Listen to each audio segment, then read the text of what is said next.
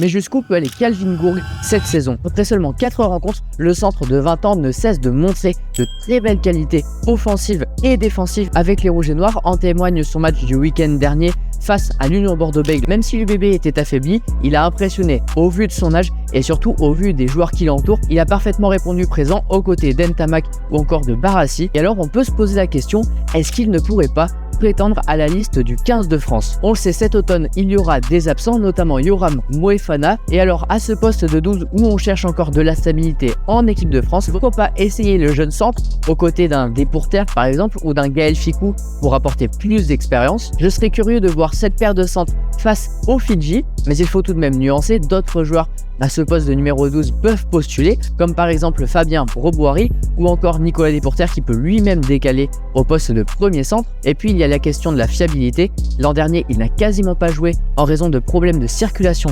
sanguine. Alors enchaîner le bloc de 9 matchs de top 14 combiné à la tournée international pourrait faire beaucoup pour un joueur avec si peu d'expérience au haut niveau. Il vaudrait peut-être mieux qu'il reste à 100% avec les Rouges et Noirs dans l'optique de réaliser une très bonne saison avant de pourquoi pas l'été prochain ou à la tournée d'automne 2026 postuler avec le 15 de France. Alors faut-il précipiter les choses et appeler Calvin Gourg avec les Bleus ou bien faut-il le laisser à 100% avec Toulouse et pourquoi pas prendre cette place de titulaire à Pita Aki qui est en fin de contrat à la fin de la saison?